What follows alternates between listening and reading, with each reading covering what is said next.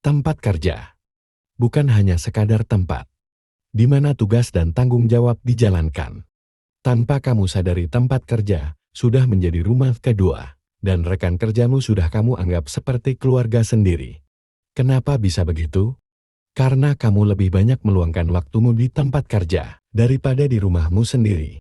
Keseimbangan dan keharmonian di tempat kerja dapat membentuk dasar untuk produktivitas yang tinggi, kepuasan kerja, dan perkembangan karir yang sukses. Berikut adalah seni menjalin hubungan yang harmonis di tempat kerja. Salah satunya adalah komunikasi, kolaborasi, dan kepedulian terhadap kebutuhan sesama rekan kerja.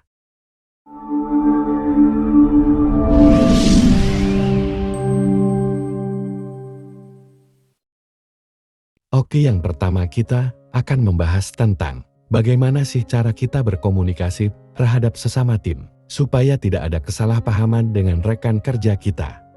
Komunikasi yang terbuka dan jujur adalah salah satu batu loncatan untuk kita menuju hubungan yang harmonis di tempat kerja. Saling berbagi informasi, gagasan, dan masalah secara transparan bisa menciptakan kepercayaan sesama rekan kerja. Kesalahpahaman dan konflik dapat diselesaikan dengan baik ketika saluran komunikasi kita terbuka. Komunikasi tidak hanya tentang berbicara, tetapi juga tentang mendengarkan, dan setiap anggota tim merasa nyaman untuk menyampaikan pendapat mereka tanpa takut diabaikan. Keterlibatan dalam percakapan dengan temanmu menunjukkan rasa hormat dan perhatian terhadap temanmu sendiri. Dengan mendengarkan dia dengan teliti, kita dapat memahami perspektif rekan kerja, mengatasi perbedaan, dan menciptakan solusi bersama. Ada pepatah pernah bilang, di mana seseorang merasa didengar dan dihargai, disitulah dasar kuat untuk kita menjalin hubungan yang harmonis. Oke, selanjutnya kita akan membahas tentang kolaborasi dan teamwork di tempat kerja.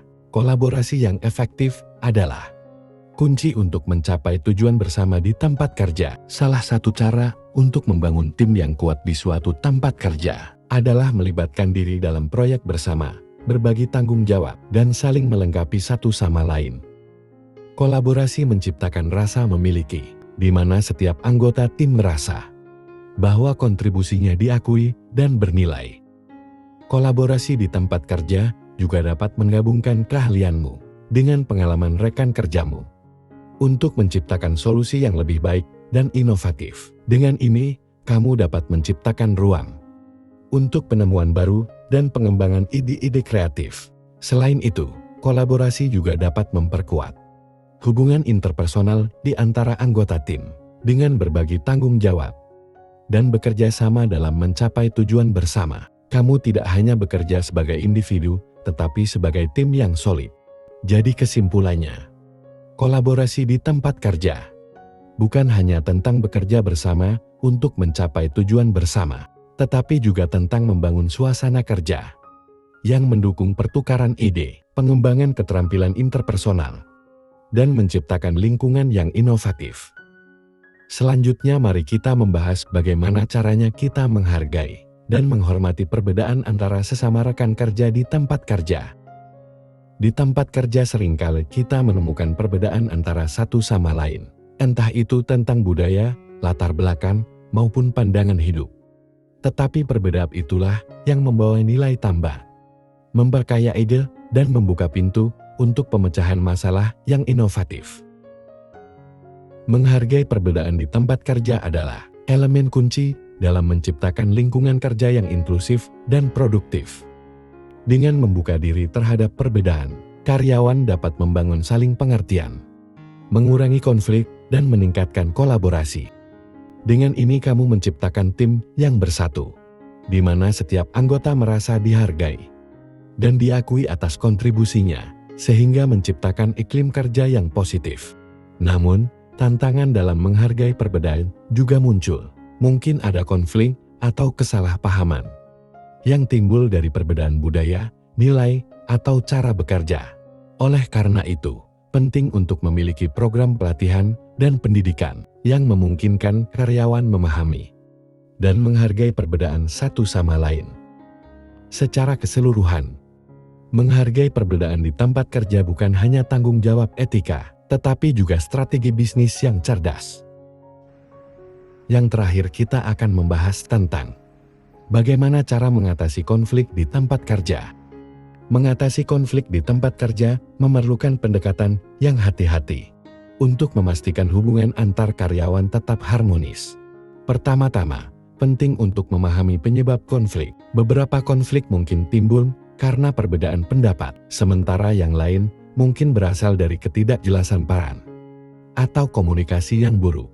Salah satu langkah pertama adalah membuka jalur komunikasi yang efektif, memberikan kesempatan bagi semua pihak untuk menyampaikan pandangan mereka, agar dapat membantu mengidentifikasi akar masalah. Jadi kesimpulannya adalah, ketika kamu ada masalah dengan rekan kerjamu, berkomunikasilah dengan kepala dingin dan mencari solusi bersama. Usahakan rekanmu yang memulai pembicaraan dan memberikan dia berbicara dengan leluasa, agar dia merasa dihargai dan diperhatikan. Ketika rekanmu sudah selesai dengan unek-uneknya, disitulah kamu memberikan solusi. Apa yang seharusnya dilakukan untuk menyelesaikan masalah konflik kalian? Oke, itulah pembahasan dari inti kata untuk hari ini. Semoga konten ini memberikan wawasan dan motivasi tentang menjalin hubungan yang kuat di tempat kerja. Jika kamu menikmati video ini, jangan ragu untuk memberikan like, komen, dan subscribe. Aktifkan juga lonceng notifikasi agar tidak ketinggalan konten-konten menarik berikutnya. Sampai jumpa dan terima kasih.